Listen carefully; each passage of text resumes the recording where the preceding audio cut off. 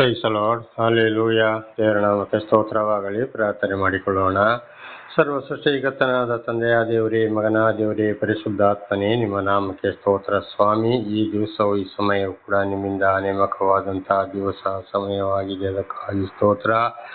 ಈ ದಿವಸದ ಸಂದೇಶದ ಭಾಗವನ್ನು ಕೂಡ ಹೇರಳವಾಗಿ ಆಶೀರ್ವದಿಸಿರಿ. ನಿಮ್ಮ ಪ್ರೀತಿ ಸಹಾಯ ಇಲ್ಲದೆ ಏನು ಮಾಡಲು ಸಾಧ್ಯವಿಲ್ಲ. ನಿಮ್ಮ ಪವಿತ್ರಾತ್ಮರ ಮೂಲಕ ಸಹಾಯ ಮಾಡುವುದಕ್ಕಾಗಿಯೂ ಸ್ತೋತ್ರ. ಯೇಸುವಿನ ನಾಮದಲ್ಲಿ ಪ್ರಾರ್ಥಿಸಿದ್ದೇನೆ, ನಮ್ಮ ತಂದೆಯ ಆಮೆನ್. ಇದನ್ನು ಕೇಳುತ್ತಿರುವ ನನ್ನ ಸಹೋದರ ಸಹೋದರಿ, ನಿಮಗೂ ನನ್ನ ಹೃದಯಪೂರ್ವಕವಾದಂತಹ ನಮಸ್ಕಾರಗಳು.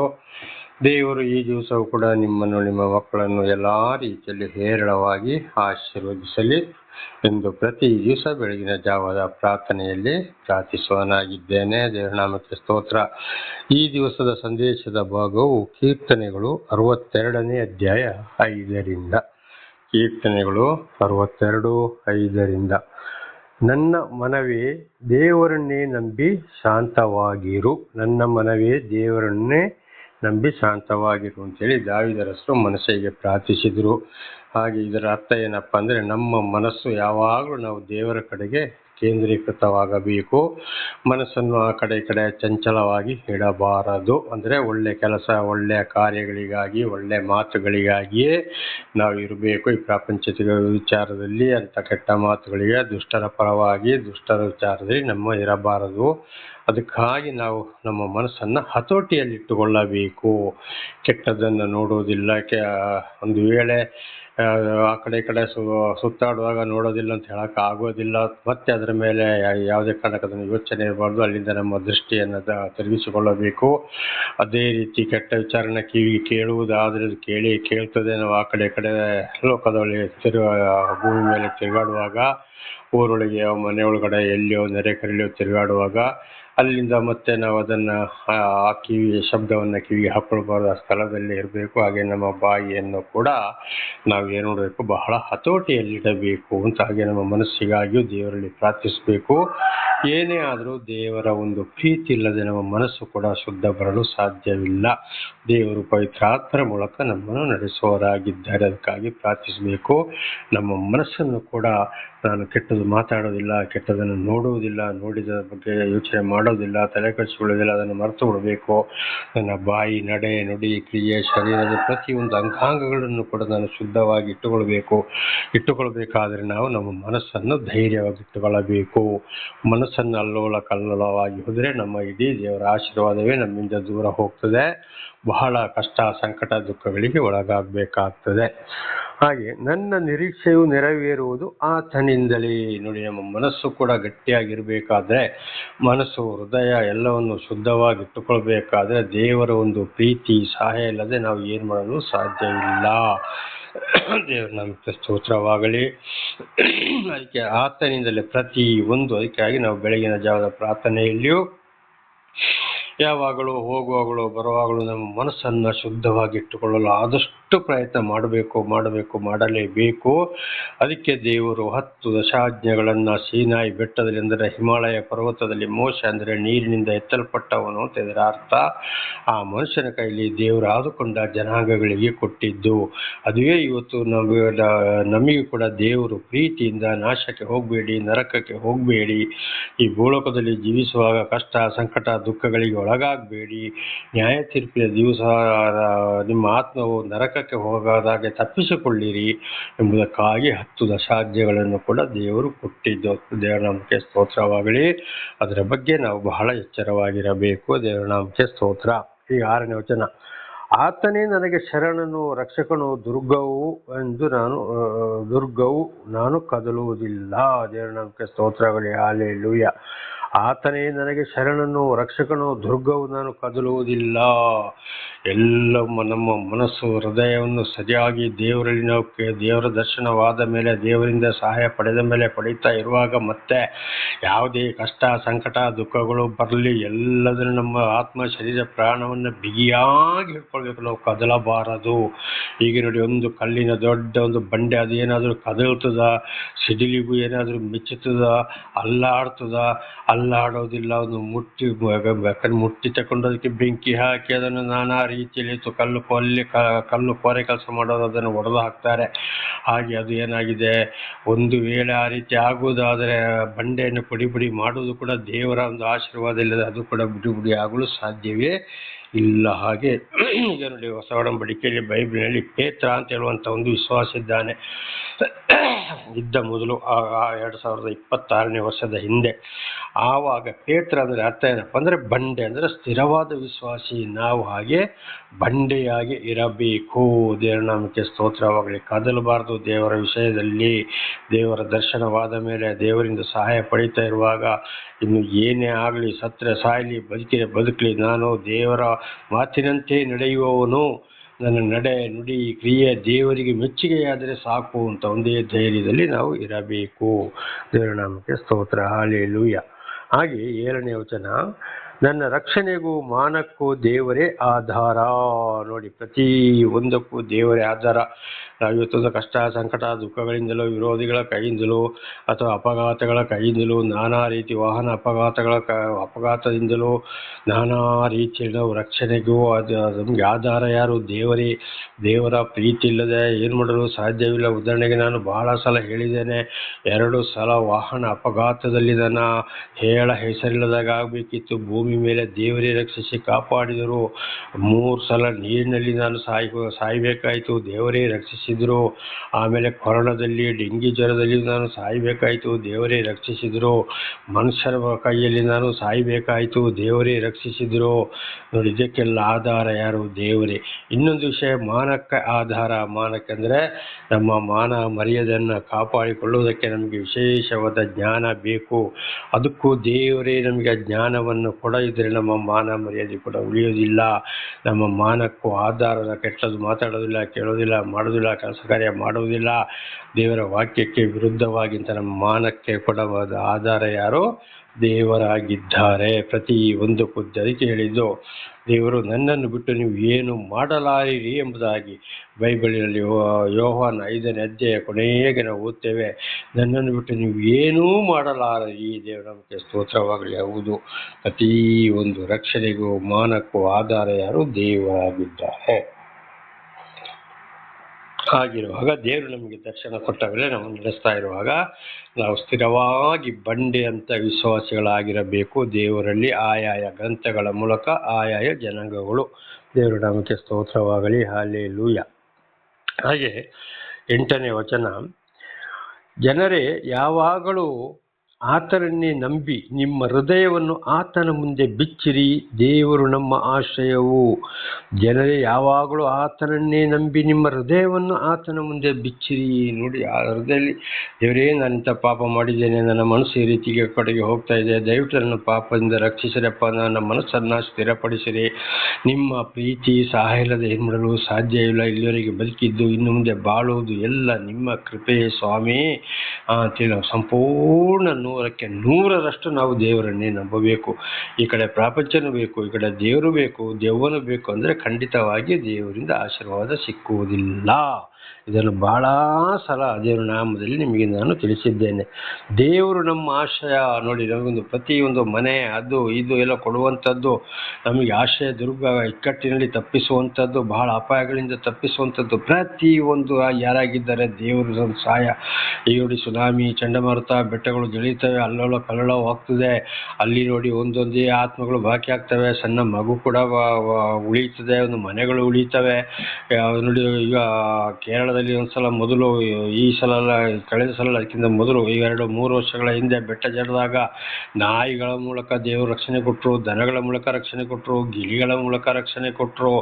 ದೇವರ ನಾಮಕ್ಕೆ ಸ್ತೋತ್ರವಾಗಲಿ. ಹಾಲೆಲೂಯ. ಅದೇ ರೀತಿ ನಾನಾ ರೀತಿಯಲ್ಲಿ ರಕ್ಷಣೆ ಬರೋದು ಯಾರಿಂದ? ದೇವರಿಂದ. ದೇವರ ಒಂದು ಪ್ರೀತಿ. ಹಾಗೆ ನಮ್ಮ ನಿಜವಾದ ನಾವು ಏನಾಗಬೇಕು? ಬಂಡೆಗಳಾಗಿ ಮಾರ್ಪಡಬೇಕು. ದೇವರ ನಾಮಕ್ಕೆ ಸ್ತೋತ್ರ. 9ನೇ ವಚನ, ನರರು ಬರೀ ಉಸಿರೇ, ನರಾಧಿಪತಿಗಳು ಬರೀ ಮಾಯವೇ, ಅವರೆಲ್ಲರನ್ನು ತ್ರಾಸಿನಲ್ಲಿ ತೂಗಿ ನೋಡಿದರೆ ಉಸಿರಿಗಿಂತಲೂ ಲಘು. ನರರು ಬರೀ ಉಸಿರು, ಅದಕ್ಕೆ ಸ್ತೋತ್ರ. ಈಗ ನಾವು ಬದುಕಿರೋದು ಯಾವುದರಿಂದ? ಎಷ್ಟೇ ಅನ್ನ ಆಹಾರ ನೀರು ಇದ್ದರೂ ಕೂಡ ಉಸಿರು ಅದು ಯಾರು? ದೇವರ ಒಂದು ಜೀವವಾಗಿದೆ, ದೇವರ ಶ್ವಾಸವಾಗಿದೆ ನಮ್ಮ ಉಸಿರು. ಗಾಳಿ ಇಲ್ಲದೆ ನಾವು ಬದುಕಲು ಸಾಧ್ಯವೇ ಇಲ್ಲ. ಒಂದು ವೇಳೆ ಈಗ ನೋಡಿ, ಮೂಗಿನಲ್ಲಿ ಆಡುವ ಉಸಿರು, ಉದಾಹರಣೆಗೆ ಮೂಗು ಬಾಯಿ ಮುಚ್ಚಿಕೊಂಡು 10 ನಿಮಿಷ ಇರೋಣ, ಖಂಡಿತವಾಗಿರಕ್ಕೆ ಸಾಧ್ಯವಾಗ್ತದ? ಖಂಡಿತವಾಗಿ ಸಾಯ್ತೇವೆ. ದೇವರ ನಾಮಕ್ಕೆ ಸ್ತೋತ್ರವಾಗಲಿ. ಹಾಗೆಯೇ ಮನುಷ್ಯರು ಯಾರಾಗಿದ್ದಾರೆ? ಬರೀ ಉಸಿರು. ಆಗ ಉಸಿರಾಡದೆ ಬದುಕುವವರು ಯಾರಂದರೆ ದೇವರು. ನಮಗೆ ಉಸಿರನ್ನು ಕೊಟ್ಟವರು ಯಾರು? ದೇವರಾಗಿದ್ದಾರೆ. ಇದು ಕೂಡ ಆದಿಕಾಂಡ 2ನೇ ಅಧ್ಯಾಯ 7ನೇ ವಚನದಲ್ಲಿ ದೇವರು ಪ್ರಥಮ ಮಾನವನನ್ನು ಸೃಷ್ಟಿ ಮಾಡಿ, ಮಣ್ಣಿನಿಂದ ಸೃಷ್ಟಿ ಮಾಡಿ, ಅವನ ಮೂಗಿನ ಮೂಲಕ ಊದಿದಾಗ ಪ್ರಥಮ ಮಾನವ ಜೀವಂತನಾದ. ದೇವರ ನಮಗೆ ಸ್ತೋತ್ರ. ಅದೇ ಸಂತಾನದವರು ನಾವು. ಹಾಗೆ ಇವತ್ತು ನಾವು ಮೂಗಿನಲ್ಲಿ ಕೂಡ ಉಸಿರಾಡುವಂಥದ್ದು. ದೇವರ ನಮಗೆ ಸ್ತೋತ್ರ. ಉಸಿರು ನಿಂತು ಹೋದರೆ ಬರೀ ಮಾಯವೇ. ಆಗ ನಾವು ಯಾರನ್ನು ನಿಜವಾಗಿ ನಂಬಬೇಕು? ಮೂಗಿನಲ್ಲಿ ಉಸಿರಾಡದೆ ಬದುಕುತ್ತಿರುವಂಥ ಸರ್ವ ಸೃಷ್ಟಿಕರ್ತನಾದ ದೇವರನ್ನೇ ನಾವು ನಂಬಬೇಕು. ನರಾಧಿಪತಿಗಳು ಬರೀ ಮಾಯವೇ. ನೋಡಿ, ಅಷ್ಟೇ ದೊಡ್ಡ ಕೋಟೇಶ್ವರ ಮನುಷ್ಯನಾಗಲಿ, ಇಡೀ ಲೋಕವನ್ನೇ ಸಂಪಾದನೆ ಮಾಡಲಿ, ಎಂತೆಂಥ ರಾಜಕಾರಣಿಗಳು, ಎಂತೆಂಥ ಅಧಿಕಾರಿಗಳಾಗಲಿ, ಎಷ್ಟೋ ಕೋಟಿ ಕೋಟಿ ಕೋಟಿ ಆಸ್ತಿ ಮನೆ ಮಾಡಲಿ, ಅವರು ಕೂಡ ಮೂಗಿನಲ್ಲಿ ಉಸಿರಾಡದೆ ಹೋದರೆ ಬದುಕ್ತಾರಾ? ಬದುಕೋದಿಲ್ಲ. ಆಗ ಅಲ್ಲಿ ಏನಾಗ್ತದೆ? ಅವರಿಗೂ ಕೂಡ ಒಂದು ದೇವರ ಒಂದು ಸಹಾಯ ಇಲ್ಲದೆ ಏನು ಮಾಡಲು ಸಾಧ್ಯವಿಲ್ಲ. ಆದರೆ ಅನ್ಯಾಯದಲ್ಲಿ ಮಾಡಿದ್ದು ಅನ್ಯಾಯವಾಗಿಯೇ. ಆದರೆ ದೇವರ ರೀತಿಯಲ್ಲಿ ನಿಜವಾಗಿಯೂ ಶಾಂತವಾಗಿರಬೇಕಾದ್ರೆ, ದೇವರನ್ನೇ ನಂಬಬೇಕಾದ್ರೆ, ದೇವರ ಆಶೀರ್ವಾದ ಇರೋರು ಮಾತ್ರ ಸಾಧ್ಯವೇ. ಎಂಥ ನರಾಧಿಪತಿಗಳು, ಎಂಥ ಕೋಟೀಶ್ವರರಾಗಲಿ, ಅವರು ಕೂಡ ಉಸಿರಾಡದೆ ಜೀವಿಸಲು ಸಾಧ್ಯವೇ ಇಲ್ಲ. ಅವರದ್ದು ಕೂಡ ಮೂಗಿನಲ್ಲಿ ಉಸಿರು ನಿಂತು ಹೋದರೆ ಸತ್ತೇ ಸಾಯ್ತಾರೆ. ಈಗ ನಾವು ಉದಾಹರಣೆಗೆ ಎಂತೆಂಥೋ ಮಂತ್ರಿಗಳು, ಎಂತೆಂಥೋ ರಾಜಕಾರಣಿಗಳು, ಎಂತೆಂಥೋ ಅರಸರುಗಳು ಸಾಯ್ದರು. ನಾವು ಹುಟ್ಟಿದ ಮನುಷ್ಯ ಸಾಯ್ದು ಇರ್ತಾನ? ಖಂಡಿತವಾಗಿ ಉಸಿರು ನಿಂತು ಹೋದಾಗ. ಆಗ ನಮಗೆ ಉಸಿರನ್ನು ಕೊಟ್ಟ, ಉಸಿರಾಡದೆ ಬದುಕುವಂಥ, ಸರ್ವವನ್ನು ಸೃಷ್ಟಿ ಮಾಡಿದಂಥ ಶಕ್ತಿವಂತನಾದಂಥ ಆ ದೇವರ ಮೇಲೆ ನಮ್ಮ ನಂಬಿಕೆ ಭರವಸೆಯನ್ನು ಇಡಬೇಕು. ದೇವರ ನಾಮಕ್ಕೆ ಸ್ತೋತ್ರವಾಗಲಿ. ಅವರೆಲ್ಲರನ್ನು ತ್ರಾಸಿನಲ್ಲಿ ತೂಗಿ ನೋಡಿದರೆ ಉಸಿರಿಗಿಂತಲೂ ಲಘು. ಉಸಿರಿಗಿಂತಲೂ ಬಹಳ ಹಗುರವಾಗಿದ್ದಾರೆ ಯಾರು? ಈ ಮನುಷ್ಯರು. ಯಾಕೆಂದರೆ ಉಸಿರಾಡದಿದ್ದರೆ ಅವನು ಎಷ್ಟೇ kg ತೂಕ ಇರಲಿ, ಏನೇ ಇರಲಿ, ಉಸಿರೊಂದು ನಿಂತು ಹೋಯ್ತಂದರೆ ಅವನು ಸಾಯುವುದು ಪಕ್ಕ. ಹೌದಲ್ವ? ಹೌದು. ಇಲ್ಲಿವರೆಗೆ ಯಾರು ಬದುಕಿಲ್ಲ, ಇನ್ನು ಮುಂದೆ ಬದುಕಲು ಸಾಧ್ಯವೇ ಇಲ್ಲ. ಒಂದು ವೇಳೆ ಅನ್ನ ಆಹಾರ ನೀರಿಲ್ಲದಿದ್ದರೆ ಒಂದು ದಿವಸನೋ 2 ದಿವಸನೋ, ಒಬ್ಬರು 3 ದಿವಸನೂ ಕೂಡ ಬದುಕಿದ್ದಾರೆ. ಹೌದು. ಉಸಿರು ಒಂದು 5 ನಿಮಿಷ ನಿಂತು ಹೋಯಿತಂದರೆ, ಮೂಗಿನಲ್ಲಿ ಅಥವಾ ಬಾಯಿಯಲ್ಲಿ ಅವರು ಉಸಿರಾಡದಿದ್ದರೆ ಬದುಕ್ತಾರಾ? ಸಾಧ್ಯವೇ ಇಲ್ಲ. ಆಗ ಅವರು ಎಂಥವರೇ ಆದರೂ ಕೂಡ ಅವರೆಲ್ಲ ಬರೀ ಲಘು. ಉಸಿರೇ ಮುಖ್ಯ. ಎಂಥ ಘಟಾನುಘಟಿ ಮನುಷ್ಯನೇ ಆಗಲಿ, ಉಸಿರಿಗಿಂತಲೂ ಪ್ರತಿಯೊಬ್ಬರು ಕಡೆ. ಆಗ ನಾವು ಯಾರನ್ನ ನಂಬಬೇಕು? ಉಸಿರಾಡದಂಥ ದೇವರು, ಸದಾ ಜೀವಿಸ್ತಿರುವ ದೇವರು, ಸರ್ವ ಸೃಷ್ಟಿಕರ್ತನ ಮೇಲೆ ನಮ್ಮ ನಂಬಿಕೆ ಭರವಸೆ ಇರಬೇಕು. ದೇವರನ್ನದು ಒಂದೊಂದು ಗ್ರಂಥಗಳಲ್ಲಿ ನಾನಾ ಥರದ ಹೆಸರುಗಳನ್ನು ಹಿಂದೆ ನನ್ನ ಮುಖಾಂತರ ದೇವರು ನಿಮಗೆ ಬಹಳ ಸಲ ತಿಳಿಯಪಡಿಸಿದ್ದಾರೆ. ದಯವಿಟ್ಟು ಅಲ್ಲಿ ಕೂಡ ಭಿನ್ನ ಭೇದ ತರಲು ಹೋಗಬೇಡಿ. ಸರಿಯಾಗಿ ಓದಿ, ಅರ್ಥ ಮಾಡಿಕೊಂಡು, ಕೇಳಿ, ತಿಳ್ಕೊಂಡು ನಂಬಿ.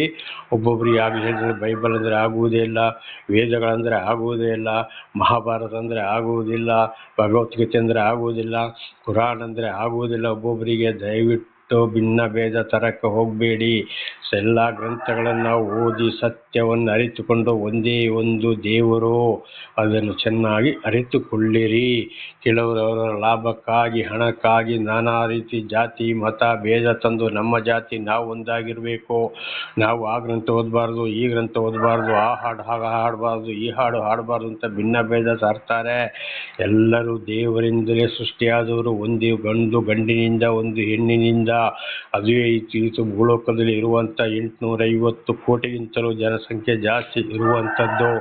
ಬರುತ್ತಾ ಒಂದೊಂದು ಕೆಲಸದ ಮೂಲಕ ಈ ರಾಜಕಾರಣಿಗಳು ಏನಾಯಿತು, ಅವರ ಕೆಲಸದ ಮೂಲಕ ಜಾತಿ ಸರ್ಟಿಫಿಕೇಟ್ ಮಾಡಿದ್ರಿಂದ ಇವತ್ತು ಅನೇಕ ಜಾತಿಗಳು ಹುಟ್ಟಿಕೊಂಡವು. ದೇವರ ನಾಮಕ್ಕೆ ಸ್ತೋತ್ರವಾಗಲಿ. ನಾವೆಲ್ಲರೂ ಒಂದೇ ತಂದೆ ತಾಯಿಯ ಮಕ್ಕಳಾಗಿದ್ದೇವೆ ಭೂಮಿ ಮೇಲೆ ಇರುವಂಥ ಜನಾಂಗಗಳು.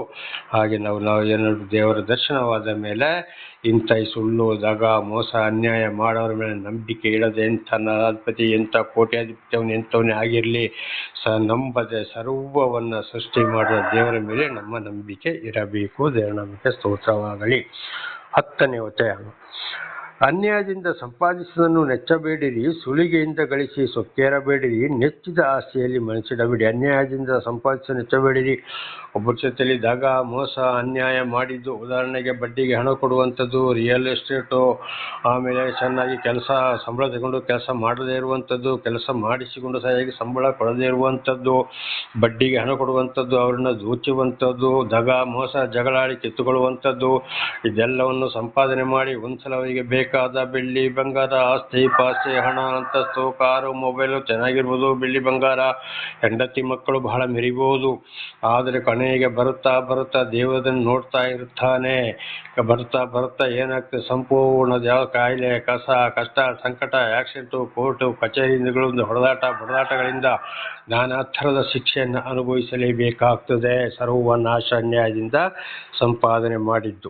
ಸುಲಿಗೆಯಿಂದ ಗಳಿಸಿ ಸೊಕ್ಕೇರಬೇಡಿರಿ. ಇನ್ನೊಬ್ಬರಿಗೆ ನಾವು ದಗ ಮೋಸ ಅನ್ಯಾಯ ಮಾಡಿ ನಾನಿಂಥವನು ನನ್ನ ಏನು ಮಾಡೋಕ್ಕೂ ಆಗೋದಿಲ್ಲ ಅಂತ ಹೆಚ್ಚುವುದೇ ಬೇಡ.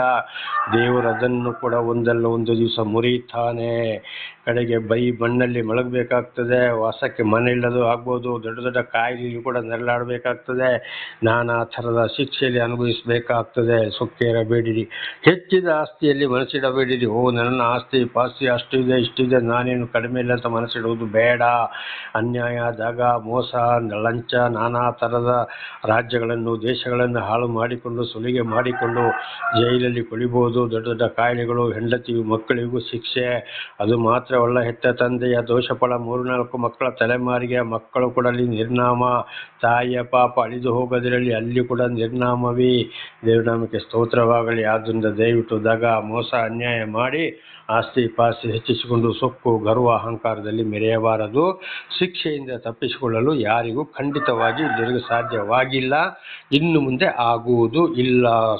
ಏರಿದರನ್ನು ತಗ್ಗಿಸಲ್ಪಡುವುದು, ತಗ್ಗಿದರನ್ನು ಏರಿಸಲ್ಪಡುವುದು. ದೊಡ್ಡೊಂದು ಮರ ನಾಣ್ಯತೆಯಲ್ಲಿ ಬೆಳೆಯುತ್ತದೆ, ದೊಡ್ಡೊಂದು ಬಿರುಗಾಳಿ ಚಂಡಮಾರುತ ಬಂದಾಗ ಪಟ್ ಅಂತ ಮುರಿದು ಹೋಗ್ತದೆ, ಅಲ್ಲಿ ಕತೆ ಮುಗಿದು ಹೋಯಿತು. ಅದೇ ರೀತಿ ಅನ್ಯಾಯ ದಗ ಮೋಸ ಮಾಡಿ ಇವತ್ತು ಲಂಚ ವಿಂಚ ಪ್ರತಿಯೊಂದು ವಿಚಾರದಲ್ಲಿ ಸರ್ಕಾರದ ವಿಚಾರಗಳ ಮೋಸ ಮಾಡಿ ಆಸ್ತಿ ಖಂಡಿತವಾಗಿಯೂ ನೆರವೇರುವುದಿಲ್ಲ. ಸರ್ವನಾಶ ಆಗುವುದಂತೂ ಖಂಡಿತ. ಬಹಳ ಎಚ್ಚರವಾಗಿರಬೇಕು. ಪ್ರಾರ್ಥನೆ ಮಾಡಿಕೊಳ್ಳೋಣ. ದೇವರು ನಿಮ್ಮನ್ನು ಹೇರಳವಾಗಿ ಆಶೀರ್ವದಿಸಲಿ. ಆಮೇನ್.